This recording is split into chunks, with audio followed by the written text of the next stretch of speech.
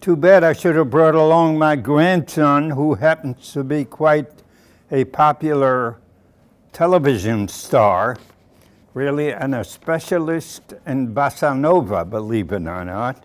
He went to Brazil and learned Portuguese, and we now do, on occasion, we do little gigs. And but the only thing I wanted to show off before I even get started, I just completed to learn a song in Italian. I don't know if any of you understand Italian. So you might have heard that. That'll give you a little bit of an idea. My education, really, musical education, is predominantly cantorial. Now, what does that mean? That means it's like opera, and very, very difficult to accompany. My baby grandson, Abi, just graduated last year from New York Music School, and that's a toughie. And he's quite a pianist. He's about the only one who's able to accompany me properly, that I like, the way it should be accompanied for cantorial or operatic music. But anyway, let me tell you, I just finished. Listen to this one. Any of you who understand Italian, let me sing it for you. Mamma Sant'Anda felice, perché ritorno da te. La mia canzone ti dice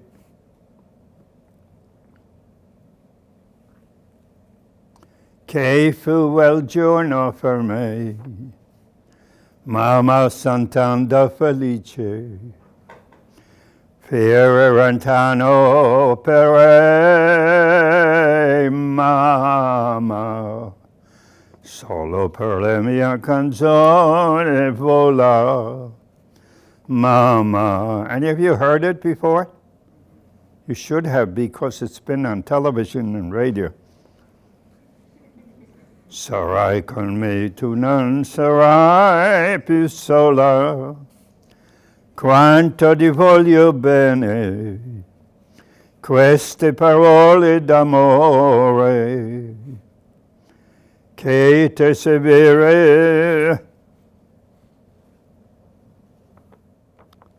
Se for solo fai più, mamma, ma la canzone mai bella sei tu la vita, e per la vita non li lascio mai più. Mamma, mai più. Believe it or not, that's quite a popular tune. Too bad, I just said I was going to show off because I finally learned the Italian. Really. But my musical education is what saved my life. The very important thing is, let me tell you how I got to where I got. I was a kid of 16 years old, 16 years of age. Lost my family. I'll describe it to you in about a few moments. And it's not a happy story, it's not a nice story. Please bear in mind that these were the most horrible years of European life, especially if I'm using myself as an example. I lived in a great city, huge city, Warsaw, a population of about 1 million people.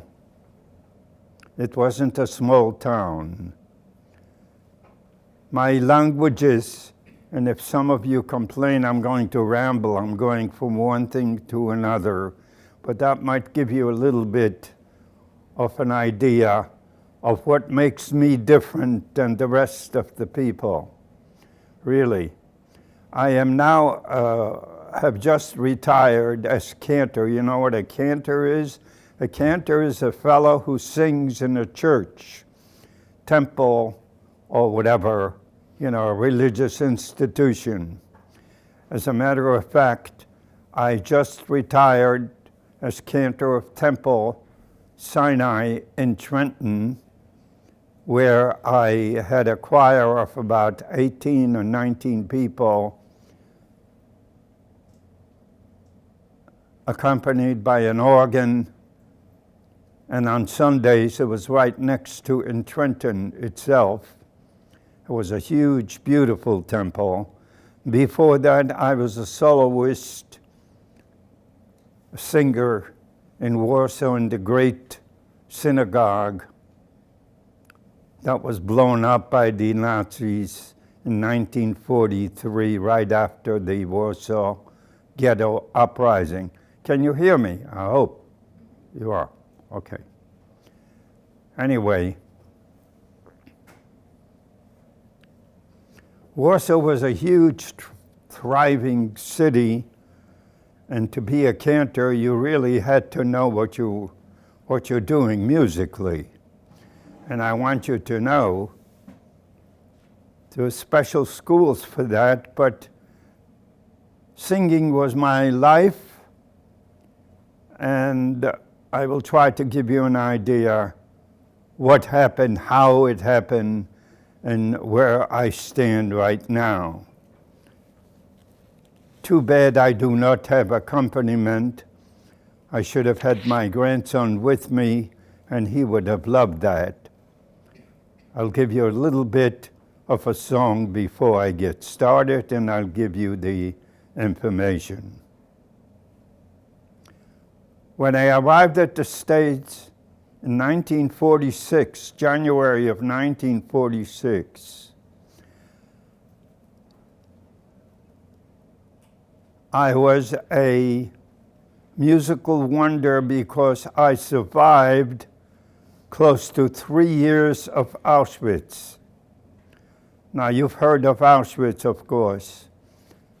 Well, let me tell you, longevity in Auschwitz was approximately a month. I arrived close to 3 years, over 2.5 years, 1942 to 1945, January, where I was evacuated to Dachau and escaped from a prison train that was led by the SS, trying to recruit people or prisoners who were strong enough and could carry a bag of cement to help towards the end of World War II. On the way from Auschwitz to Dachau, from Dachau to going down south, please bear in mind that the war was not over until May of 1945. I escaped in January. At the end of January 1945, made my way to the 101st Airborne and became 110% American. And I really mean it, 110% American, because I had no family, I had nobody, and I was a kid. I was at that point 18, going on about 18 and a half. The thing I wanted to start before going into the story here is when I came to the United States in uniform, as you'll see some of the pictures here, I was taught how to use the Thompson machine gun and became an interpreter for the 101st Airborne Division, and that is my family at this point as well. The greatest thrill that I have each year is when we have our reunion in Tampa, Florida, the winter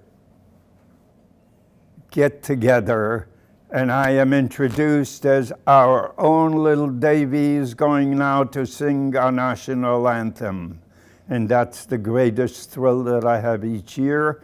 And we'll be doing it again this year too, and I'm on television doing that every single year. I also appeared on television on the 70th anniversary of the liberation by the Russian forces of Auschwitz. And I want you to know I just received an invitation, and I have the pleasure of having invited Professor Doug here really to join me, and he has assented, I should say, and he's going with me and my family to Warsaw. We were invited by the director of the Warsaw Holocaust Museum, Professor Cywinski, to spend the 75th anniversary, which is going to take place January 27th, 2020, and we're going to celebrate the 75th anniversary in Warsaw. And I want you to understand that there's going to be, of course, all kinds of dignitaries world over. Auschwitz was liberated by the Russian forces in January. I was not there anymore because I had escaped from one of the trains that was leading us to Austria to help save the remnants of the Nazi forces in Austria. I stayed with the 101st Airborne, and that became my family. And all my pictures, all my information, my book, everything tells you the story of the 506 Parachute Infantry that I met up with right at the end of World War II as they were leaving Bastogne, the Battle of the Bulge. But when I came to the United States, I went naturally to 2nd Avenue, the theater. I wanted to hear the theater music because I had not known anything like it for years. And the song I heard was, believe it or not, that made impression on me. And the person who was the biggest hit at the time was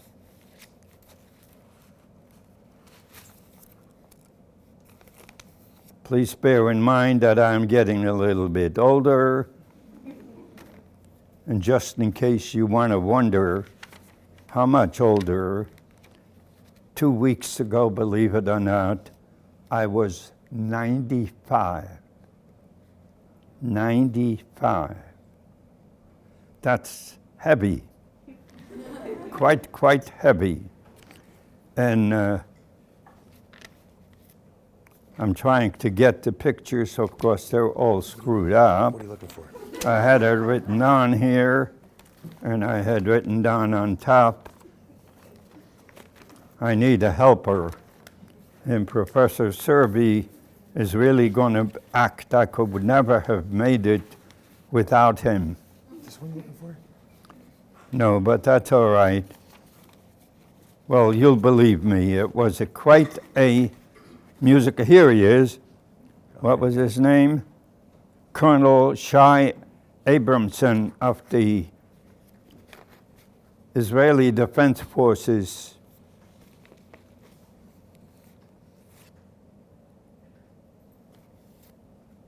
had a song here, and we did it first.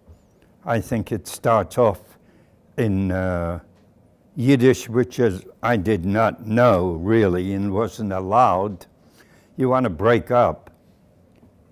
You are all students, former students, or continuing students, and some of you might be complaining that you have to learn a different language. Well, you know, you might have to learn Spanish, you might have to learn a little bit of French.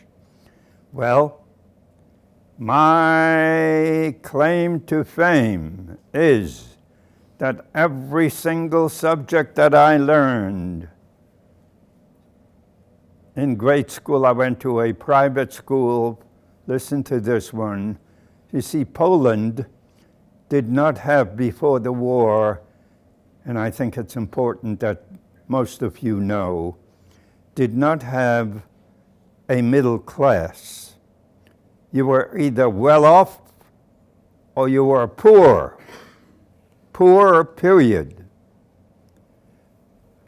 My father was a carpenter and was a businessman, meaning carpentry was he had a shop, employed people, which means he was quite wealthy. So I went to a private school and listened to this one. My subjects, by the time of 10, every single subject was learned in Polish, of course, which is my home language. Hebrew, listen to this one, Hebrew, not Yiddish, Hebrew. That's a toughie, baby, a tough language. Hebrew, read, write flawlessly, and German. Okay? By the time I was 10, I knew all three languages quite well. In addition to that, of course, I learned French.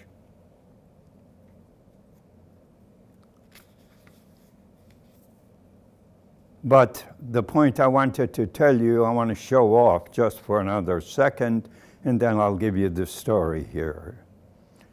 When I arrived at 2nd Avenue, there was a theater, and the song that was popular at the time was Mamele. That means mother dear. And that is in, you name it, any language. So I would like to give you a little bit of a feel of what that is like. Als zij ik niet in stil licht voor Shabbos. De schijne schijnt en leicht auf dein gezicht. I'll explain that in a minute. Lichtig is das Ort, heilig is das Wort, menschendichte Licht. Mamele, Mamele, mit Liebschaft will ich dir nur riefen, Mamele. Augenmid, schwach dein Hand, and a golden heart, das jeden Kind bekannt. Ich gedenk, wenn du fleckst mich beruhigen. I know you don't understand it, but I'll do it in English in a minute. A Kind von 3 Uhr bloß, ich darf dich sehr. For a kid who doesn't speak Yiddish at all, but speaks only Hebrew, that's a different language.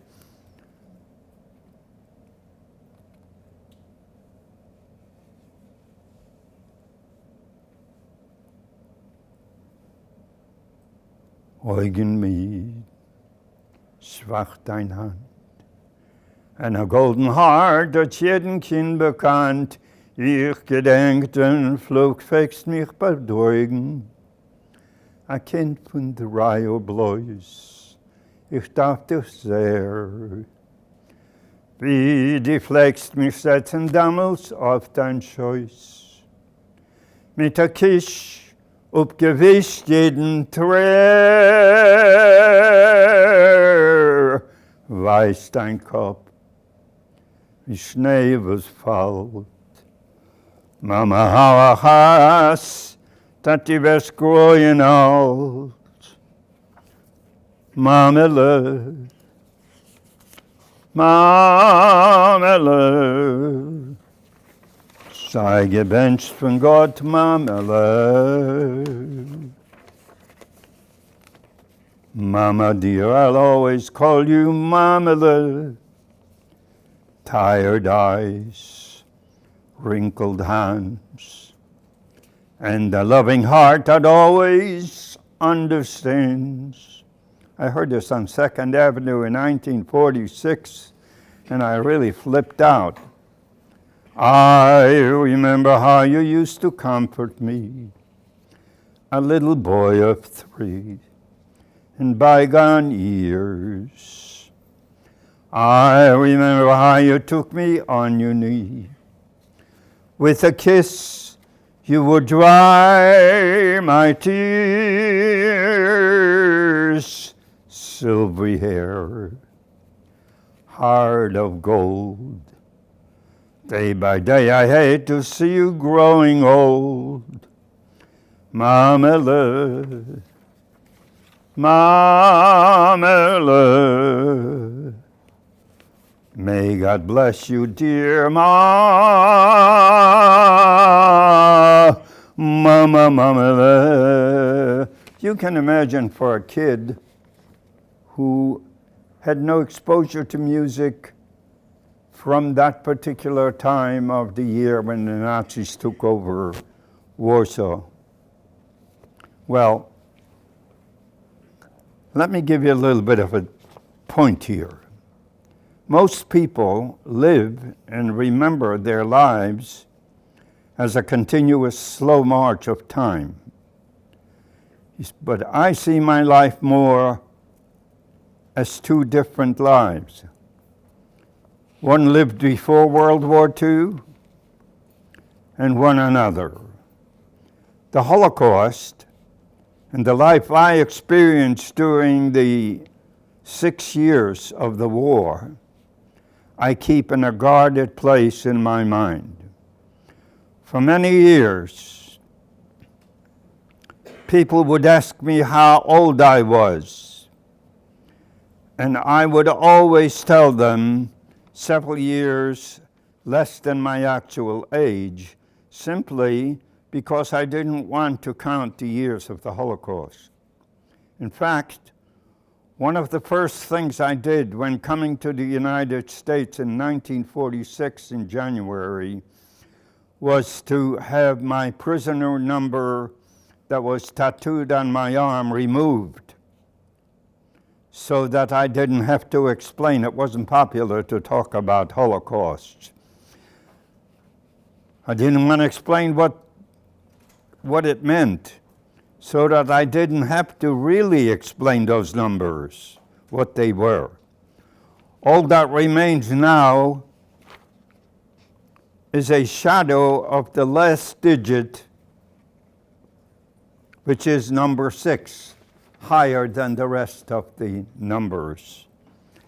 So you could still see the tattoo. Plastic surgery was not perfected then. What the doctor in Philadelphia on Roosevelt Boulevard did is pulled together the skin. You can imagine how horrible it was to try to sleep for about a year after that. Had I known what it was going to be, I would have never done it. But you could still see it.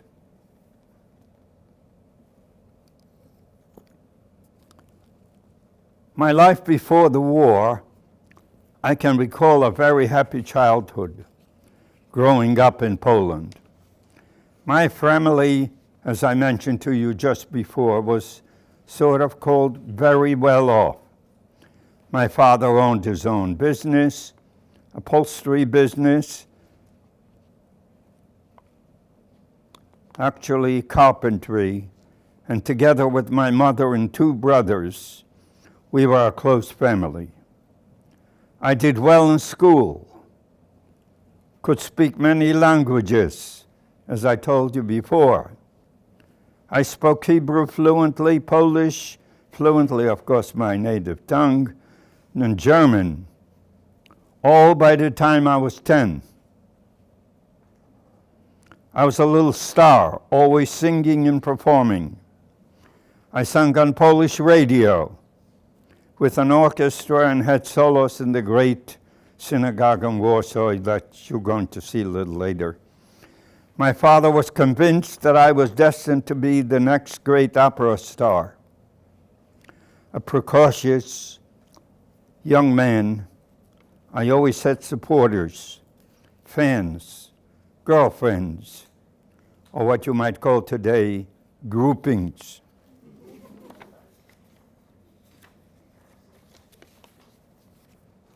My grandson, as I started mentioning to you before, is a specialist on Chopin. He's going to accompany us, by the way, to Europe, and just the idea that he was going to be able to play Chopin is the greatest thrill to him. Thank you very much.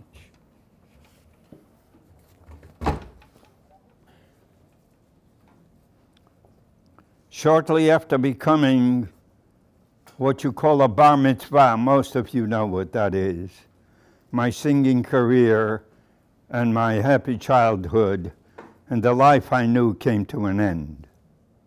Oh, not all at once, gradually, but it was gradually. The Nazis invaded Poland in 1939. And they were very strategic to methodically strip us of our rights, little by little,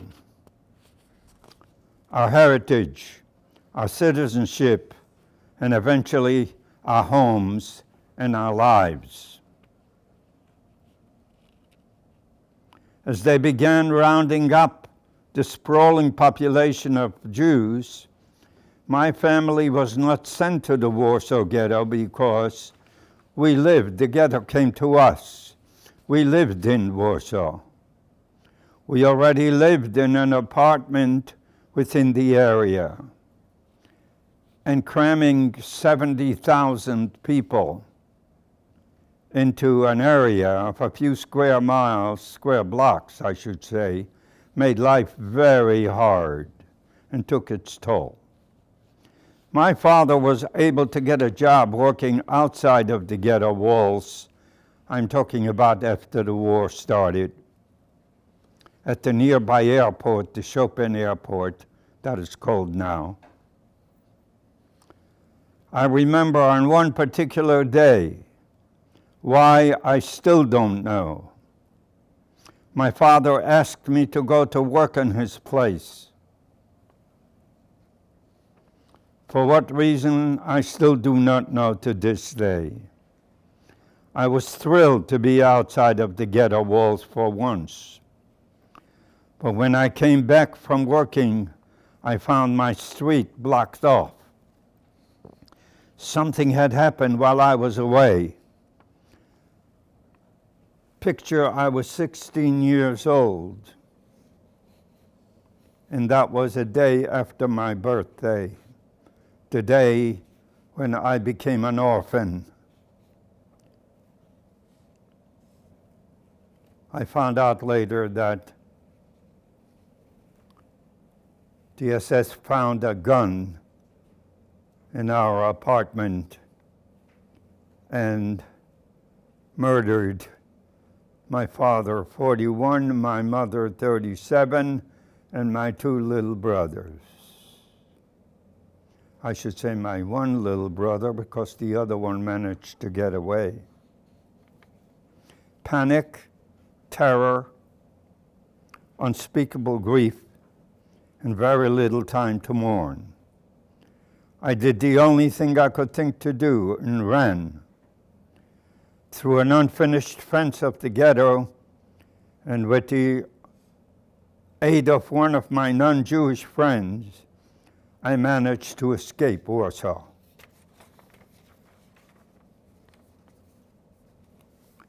This was the beginning of a series of escapes with the help of those who risked their lives to harbor me and to smuggle me from one place to another.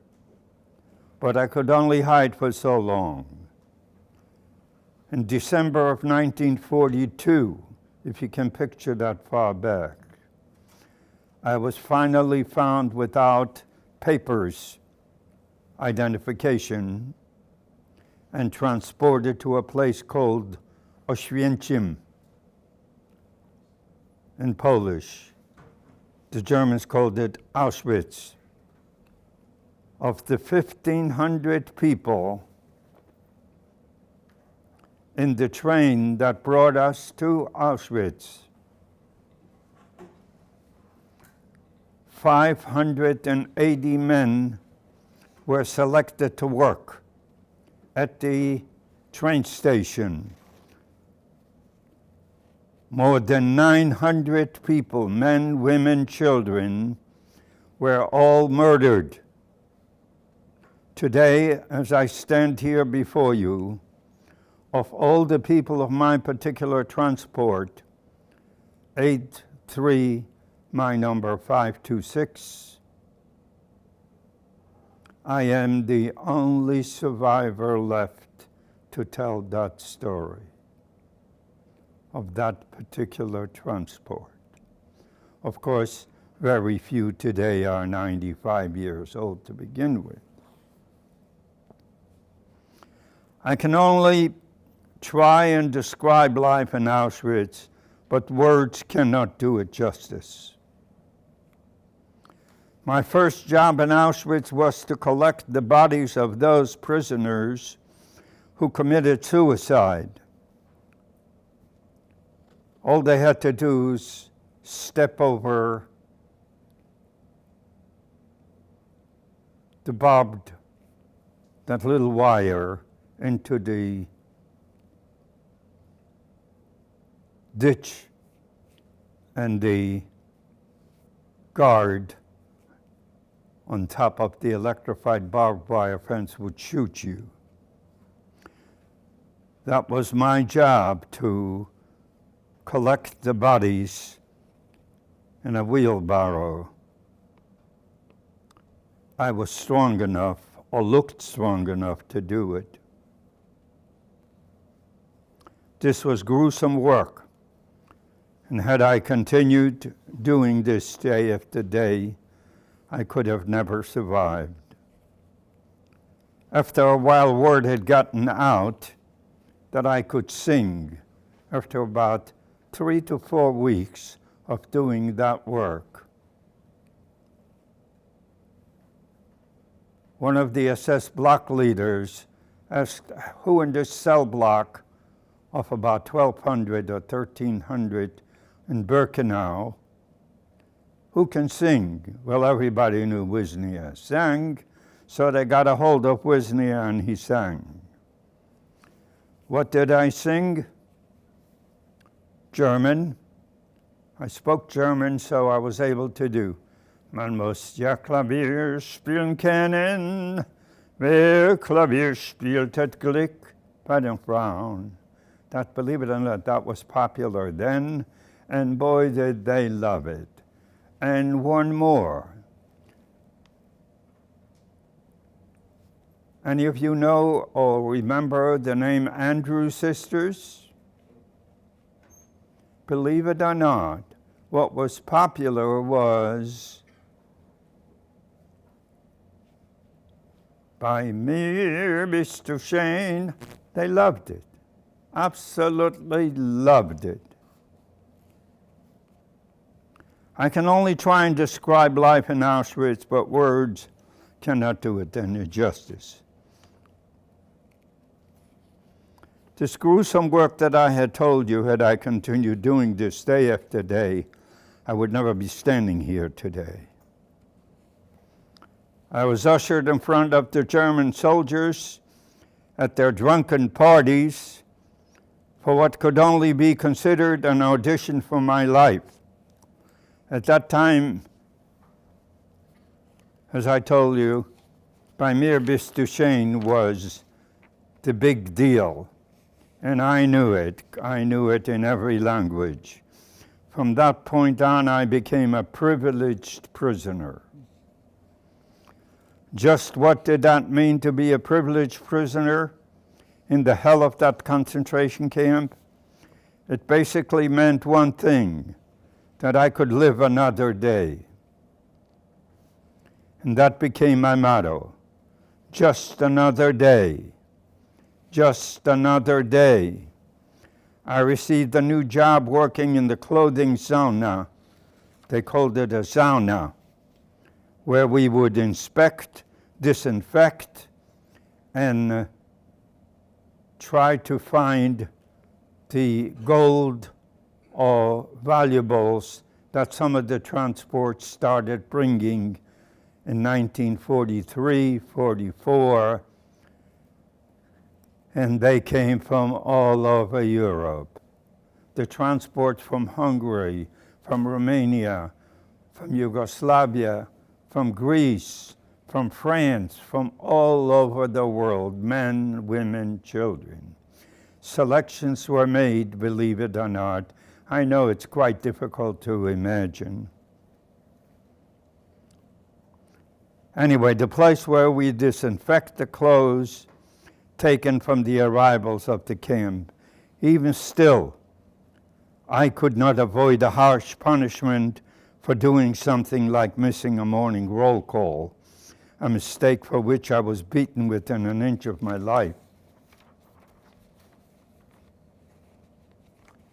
It's very difficult to condense those years to a few moments.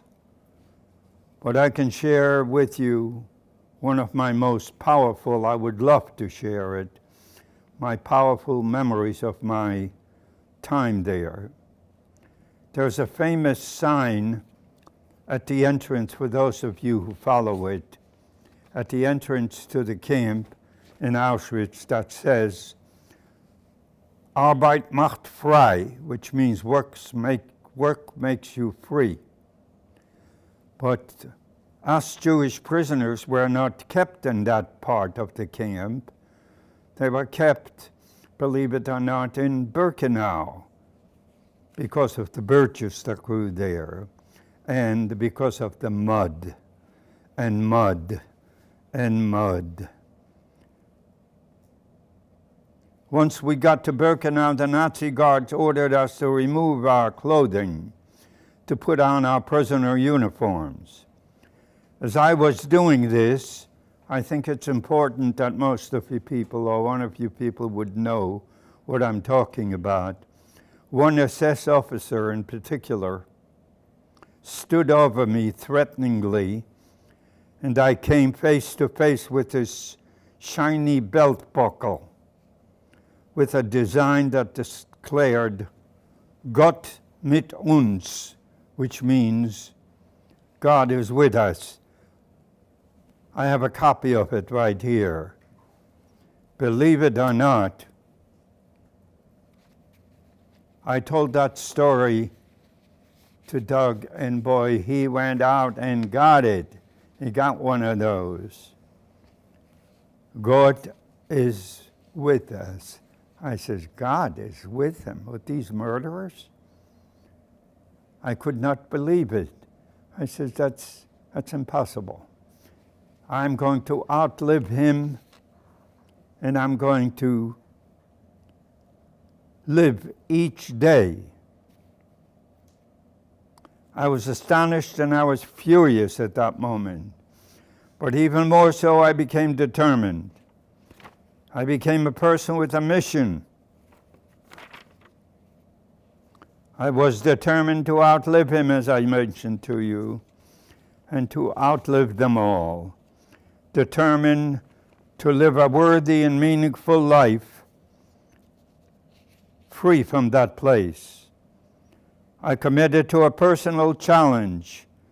No matter what it took, I would survive to bear witness.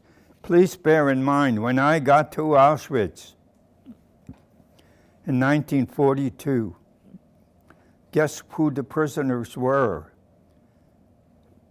Priests. There were no Jewish prisoners yet. People who, socialists, communists, people who opposed the Nazi regime. No matter what I took, I determined to survive and to bear witness. And I am here standing before you today to proudly affirm, I won that challenge. I am one of the very few who did. Let me give you an idea. While in Auschwitz, I composed 2 songs. Singing is part of my life. And let me give you an idea. I'm going to do this in January in front of Professor Servey here in Krakow and Auschwitz itself, where we celebrate our 75th liberation. And just to give you anybody who understands any Polish, here's the song I composed. See, Polish is a tough language to translate.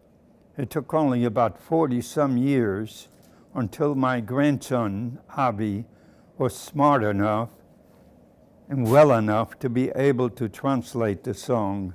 And here's how it goes. Gdy przypominam sobie, that's Polish, sławny Oświęcim, czułem się jak w grobie. I felt like I was in a grave. Widząc crematorium dym, watching the smoke from the crematoriums. Błoto wzdłuż i wszerz, błotem szyja błoto, nogi też. Apel Abstand, mitten up, to słyszałem wciąż. Cały dzień kręciłem się jak wąż. Oświęcim, ja tłukłbym Ciebie, ile wlizie Oświęcim. Gdy Cię wspominam, to mnie gryzie Oświęcim, Oświęcim. Taki właśnie jest ten rum. Za Twe spanie i jedzenie, szlak na Twoje pokolenie. That's Polish, a curse. Oświęcim. Za te walki w buksach wszędzie Oświęcim. Niechaj Ci ziemia lekką będzie, Oświęcim, Oświęcim. Serce masz jak stal. You see, to do it in English doesn't have such, to do it, to translate to Polish is like pulling teeth. Try to do Polish words, short Polish words in that language. Impossible. Well, my grandson did it, and we're going to try that on January in front of the director of the museum in Auschwitz itself. The closest thing my grandson came to, listen to this. I remember it so clearly. My days in Auschwitz, got out alive just nearly, and still the name it stings. Still I see that place, enduring like the scars I can't erase. Abi did that. Appel Abstand, mitten up. Hear the staff sergeant's call. You'll wish you just were never born at all, Auschwitz, through pain and sickness, always working, Auschwitz, with death behind us, always looking, Auschwitz, Auschwitz.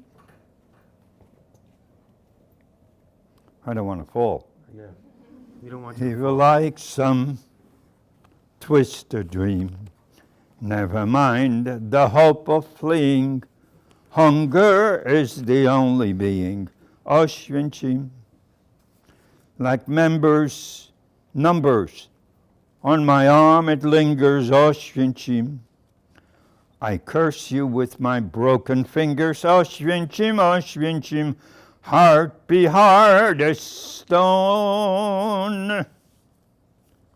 Hatred is the greenest thing you've known. Anyway, that's about of his little sort of translation, a little bit. And there I did another stanza, and that's going to be, they're probably going to televise it, I'm sure. Taka to mieścina, ja ją nie chcę znać. Gdziekolwiek kogoś wina w mordę trzeba lać. Choćbyś drżał jak liść, too bad you don't know Polish. Jak choryś też do pracy musisz iść. A zapytanie, gdzie jest tu latryna ta i ta, w zęby otrzymujesz raz lub dwa. Oświęcim. Ja tłukłbym ciebie, ile wlizie, Oświęcim. Gdy cię wspominam, to mnie gryzie. Oświęcim, Oświęcim. You have to appreciate it, really. The Polish is just unbelievable. You're going to see it, you're going to hear it, so at least you'll get a little bit of a picture that you got me over there, that you saw it. The thing that I can tell you, the questions would be the best if you could possibly ask, if any of you have any. I'll be more than glad to give you some information. Tell them the story after you escaped. What was that? Tell the story after you escaped. The story after you escaped. Tell them that story with 101st. Oh, the story of my escape is not going to be an easy one. You have it in my book. That's where they put it in there, not exactly in detail. But I made it, and I made it at the end of January 1945. Picture a kid, 18 and a half years old, and I say a kid, tall, strong, good looking, even if I must say so, and here I am, escaped from a, what would I call it,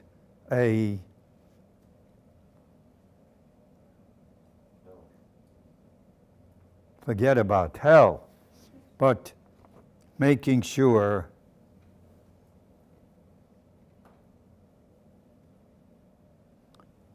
I set out to learn, of course, English. I did learn. I went to gymnasium the first couple of years in Warsaw. Gymnasium is like high school, college, you know, here in the United States. Anyway, one fine morning, going through, what do you call it, all kinds of barns, from one barn to another. The details, of course, are in the book and will be more so in we're going to have another edition that is going to give you the completed details of how I was about the only prisoner in Auschwitz who had a girlfriend. Would you believe it? That's quite a story. She just passed away. She was 101 years old. I had no idea that she lived in New York. I finally went to see her with my grandson and with my grandchildren. But the important part of this whole business is that one fine morning, going without the compass, trying to go away to the Russian front. That was the whole idea. How do I get away when I escaped? I spoke German, all right. I looked German because I had civilian clothes that I had stolen from a barn, and finally got to the first huge intersection that crossed a magnificent highway. And believe you me, if I ever prayed, I prayed that particular morning. It was about 6 o'clock in the morning. And I was looking for a barn to hole up for that particular day because I would not walk. I had no compass. I didn't know where I was going. When I finally got up on that little incline, I will never forget this as long as I live, I began hearing a rumbling of a beautiful caravan, trucks, buses, tanks. And early in the morning I was praying, dear God, don't let there be a swastika on that lead tank. We're talking now about February 1945. Remember, the war isn't over until May. As the column approaches, as I said, I prayed and prayed, and God must have heard me. And as the lead tank came up close on that magnificent highway, what do I see? Not a swastika, but a black cross, but I see a gray-black star. Now, to me, that was Russian. And if you think I'm important here, coming here to have you all sit here and listen to me, well, let me tell you, when the column got closer, I don't know if ever any of you have seen the story of the guy in Tiananmen Square, who stood in front of a tank. Some of you did. Good. That's about what happened. The whole column of trucks and buses stopped for Wisnia. And I'm standing in front, and out of the head of that lead tank crawls out Captain James L. Walker from South Carolina. And Jim walks out, and I walk over to him. I says, you, my English, of course, was haltingly, quite. And I say, you Russian? He says, no, American. I said, uh-oh, I'm in trouble, because we heard stories that some of the Germans or the SS disguised themselves in American uniforms. And I says, no, I says, you Russian star. He says, no, American. It didn't sound right. It just did not sound right. Anyway, I was quite suspicious. I says, anybody speak Polish? I forget if he's American. That whole column stopped for me. We were outside of Munich, Starnberg to be the exact place. The guy looks at me and he says, yeah, we have Polish. He yells out, Fred Wilczek, I have a picture of him here, from Pawtucket, Rhode Island. And Fred comes over to me. I'm standing in front of that tank, and Fred starts talking Polish. I hate to tell you, if my English was bad, his Polish was unbelievable. He didn't know any word, not at all. Terrible. The worst. I could not understand a word of, but yo, man, my God, I never heard such. I says, that couldn't be English. I wasn't satisfied. I says, anybody, I said, Yiddish? You see, you don't say Jewish in Europe anyway. It was Yiddish because that was the language that most of these Jewish people spoke.